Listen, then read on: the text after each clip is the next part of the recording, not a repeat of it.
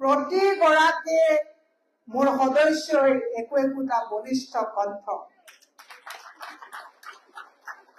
মই আজি আপোনালোকক এটা বিনম্ৰভাৱে অনুৰোধ জনাব বিচাৰিছো, সাংবাদিক বন্ধুসকলকো ক'ব বিচাৰিছো যে আপোনালোকে এখন প্ৰকৃত বাস্তৱ ছবি অসমৰ ৰাইজলৈ লৈ যোৱাটো উচিত। আজি আমি মাত্ৰ 2টা ব্লকত মহিলা মাতিছো, পিয়ৰলি এখন আমাৰ কৰ্মী সন্মিলন। এগৰাকীও আমাৰ সদস্যক আমি 100 টকাও দি ইয়াত আনিবলগীয়া হোৱা নাই। আমাৰ কেমেৰাত মই দেখাই দিব বিচাৰিছো, যিসকল মহিলা আমাৰ ইয়াত বহি আছে সেইসকল যোদ্ধা, যিসকল যোদ্ধাই অসমক ভাল পায়, যিসকল যোদ্ধাই ইয়াত বহি আছে লখিমপুৰ জিলাক ভাল পায়, যিসকল যোদ্ধাই ইয়াত বহি আছে ঢকুৱাখানা সমষ্টিৰ উন্নয়নক ভাল পায়, সেইকাৰণে ইয়াত আহিছে। মই যেতিয়া শ্ৰী শ্ৰী বাসুদেৱ থানত সেৱালৈ অসমৰ উন্নতিৰ হকে ভাতৃত্ববোধ আৰু বিভাজন হিংসা প্ৰতিহত কৰাৰ অৰ্থে শ্ৰীচৰণত প্ৰভুৰ শ্ৰীচৰণত আমি সকলোৱে গৈ সেৱা কৰিছো। আহি থাকোতে মোৰ সহকৰ্মী হাফিজা বেগম ডাঙৰীয়াই কৈছে, বাইদেউ মানুহ মই ভবা হিচাপে হোৱা নাই।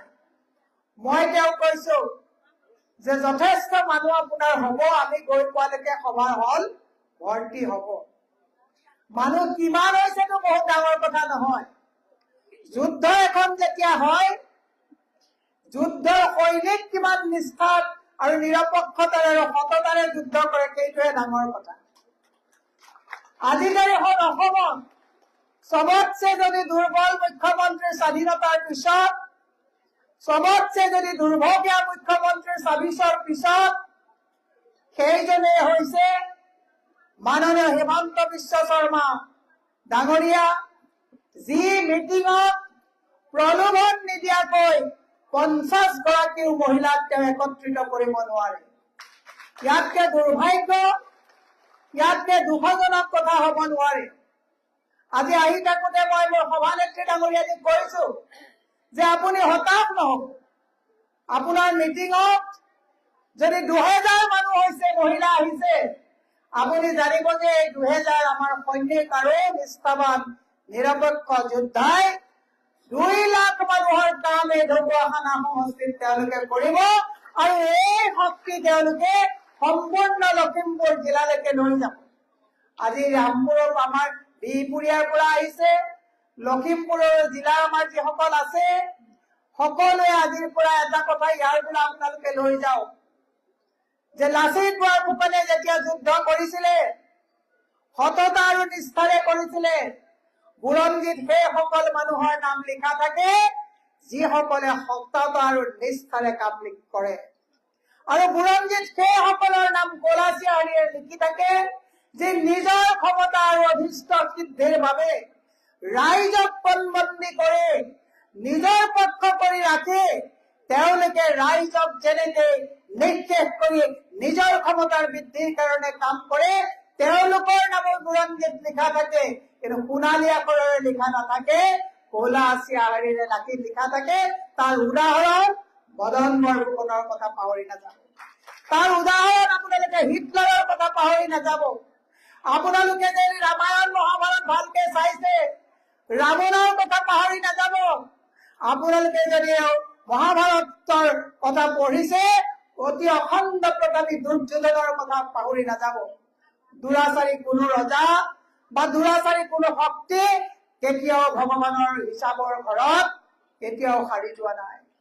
আমি হিমন্ত বিশ্ব শৰ্মাক আজি এই ঢকুৱাখানা ব্লকৰ পৰা আমি সকীয়াই দিব বিচাৰিছো যে হেৰৌ সুবিধাবাদীৰ দল, তোৰ মিছা হব কৌশল, ৰাইজৰ তই সেৱা চুৰ কৰি বহাব খুজিছ বল, সাৱধান সাৱধান তোৰ মিছা হব কৌশল।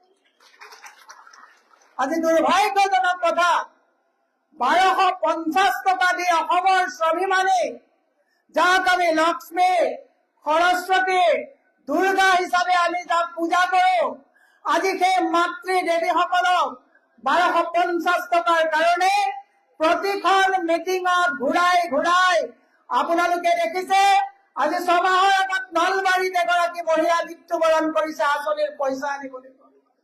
আজি 1 মাহৰ আগত এগৰাকী মহিলাই এই 1250 টকা আনিবলৈ গৈ সেই আঁচনিৰ মিটিঙত গৈ প্ৰসৱ কৰিছে দুটাকৈ জৰ্গা সন্তান। আজি যদি চাই যোৱাকালি এগৰাকী মহিলা আঁচনি আনিবলৈ গৈ মূৰ্ছা গৈছে। পুলিচে যেতিয়া ষ্টেচনত উঠাই লৈ গৈছে তাৰ পৰা আকৌ পলটি খাই পৰিছে। মই হিমন্ত বিশ্ব শৰ্মাক সুধিব বিচাৰিছো, এই আঁচনিৰ নামত মহিলাসকলক আপুনি যি প্ৰৰোচনা কৰিছে, প্ৰবঞ্চনা কৰিছে, ই কেৱল অসমৰ কাৰণে দুৰ্ভাগ্যজনকে নহয়, ইয়ে অভিশাপ স্বৰূপ। সবকা সাথ সবকা বিকাশৰ কথা কোৱা 1250 টকাৰ এগৰাকী মহিলাক যিটো দিয়ে 1250 টকাক 30 দিনৰে ডিভাইড কৰিলে কেৱল মাত্ৰ 41 টকাকৈ দৈনিক এগৰাকী মানুহৰ ভাগত পৰে। আৰু সেই 41 টকা দৈনিক আনিবৰ কাৰণে এগৰাকী মহিলাই অহা যোৱা কৰাৰ নামত টমটমত 100 টকা দি পেলাই যাব লাগে। মই আজি ঢকুৱাখানাৰ পৰা সৰস্বতী ৰূপী মাতৃ সমাজক আহ্বান জনাইছো যে চৰকাৰৰ 1250 টকাৰ 41 টকা আনিবৰ যাবৰ কাৰণে টমটমত আপোনালোকে আৰু 100 টকা খৰচ কৰি যোৱাৰ প্ৰয়োজন নাই। তাৰ বিপৰীতে আজি তাৰিখত প্ৰত্যেকগৰাকী মাতৃ মূৰৰ ওপৰত চৰকাৰী বোজা 52,000 টকাকৈ চৰকাৰী ঋণৰ বোজা আছে। আৰু সেই 52,000 টকাৰ যদি ঋণৰ বোজা বছৰি যদি 365 দিনৰে আপোনালোকে ডিভাইড কৰে, একোগৰাকী মানুহৰ মূৰৰ ওপৰত 142 টকাকৈ চৰকাৰী ধাৰৰ বোজা আছে।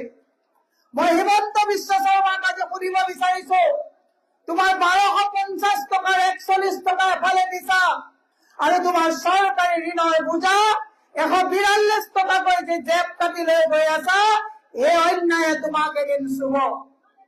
আৰু সেই যোৱাকালিৰ পৰা অসমৰ ৰাইজক সজাগ কৰিবৰ কাৰণে অসমৰ মাননীয় সভাপতি গৌৰৱ গগৈ ডাঙৰীয়াৰ নেতৃত্বত অসমৰ মহিলা সমাজক আমি বুজাই দিব বিচাৰিছো, সজাগ কৰিব বিচাৰিছো যে আপোনালোকে 1250 টকাৰ দৈনিক 41 টকাৰ কাৰণে মূৰৰ ঘাম মাটিত পেলাই তেজ পানী কৰি মূৰ্ছা যাবলগীয়া হৈছে, প্ৰসৱ কৰিবলগীয়া অৱস্থা হৈছে ফিল্ডত গৈ। তাৰ বিপৰীতে হিমন্ত বিশ্ব শৰ্মাৰ পত্নীয়ে পৰ্বত সমৰ সম্পত্তিৰ তেওঁ অধিকাৰ হৈছে।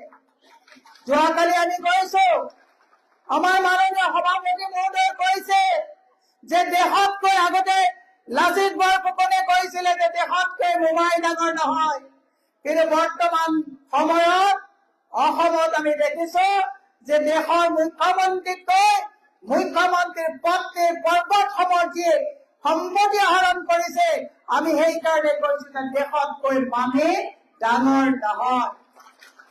যোৱাকালি আমাৰ মাননীয় সভাপতিয়ে গৌৰৱ গগৈ ডাঙৰীয়াই অতি সাহসেৰে অতি সততাৰে চৰকাৰী 8,000 স্কুল বন্ধ কৰি মুখ্যমন্ত্ৰীৰ পত্নীয়ে জলাশয়ৰ মাটিৰ শ্ৰেণী পৰিৱৰ্তন কৰি এখন 5 ষ্টাৰ যুক্ত বাইণ্ডা ইণ্টাৰনেশ্যনেল স্কুল খুলিছে। আমি ৰাইজক দেখাই দিব বিচাৰিছো যে সাধাৰণ যতীন অজেন ৰীণা বিনা ল'ৰা ছোৱালীয়ে পঢ়িব নোৱাৰা সেইখন স্কুলৰ আমাক প্ৰয়োজন নে 8,000 আমাৰ চৰকাৰী স্কুলৰ প্ৰয়োজন? তাৰ প্ৰশ্ন অসমৰ ৰাইজে আজি হিমন্ত বিশ্ব শৰ্মাক সুধিব লাগিব আৰু সেই স্কুলখন আমি সেইকাৰণে দেখুৱাই দিছো। আজি তাৰিখত দুৰ্ভাগ্যজনক কথা, অসমৰ মাতৃ সমাজে কিয় আন্দোলন কৰা নাই মই বুজি পোৱা নাই। এফালে স্কুল বন্ধ হৈছে, আনফালে মদ আৰু ড্ৰাগছৰ ৰমৰমীয়া বেহা চলিছে। আজিৰ যদি মাতৃ সমাজে সজাগ নহয়, আজিৰ মাতৃ সমাজে যদি এই কথাবিলাকত যদি মাত নামাতে, অনাগত দিনত যি পাথৰ বালিলে সেই পাত পুক্ৰিবলৈ হব। মাতৃ সমাজে হিয়া ধুকাৰি কাঢ়িব লাগিব, কাৰণ 6 লাখ ল'ৰা ছোৱালীয়ে যোৱা 2টা মাহত প্ৰাথমিক স্কুললৈ যোৱা বন্ধ কৰিছে। বাবু আঁচনি দিছা, কিন্তু যোৱা বছৰটোত প্ৰায় 90,000 ল'ৰা ছোৱালীয়ে স্কুলত কলেজত নামভৰ্তি কৰাৰ বিপৰীতে 29,000 ল'ৰা ছোৱালীয়ে কলেজ ড্ৰপ আউট কৰিছে। মই মাতৃ সমাজক সুধিব বিচাৰিছো, 8,000 যদি চৰকাৰী স্কুল বন্ধ হয়, 6 লাখ যদি ল'ৰা ছোৱালীয়ে স্কুল এৰে, তাৰ বিপৰীতে যদি মদ আৰু ড্ৰাগছৰ ৰমৰমীয়া বেহা চলে, প্ৰথম আপোনাৰ পুত্ৰই আপোনাৰ গলৰ চেইন ছিঙে মদ খাই ড্ৰাগছ খাই বুকত ঘোচা মাৰিব। তাৰ কাৰণে মাতৃ সমাজ সচেতন হ'ব লাগিব। সেয়ে মই কৈছো, আহক আমি অসম চৰকাৰে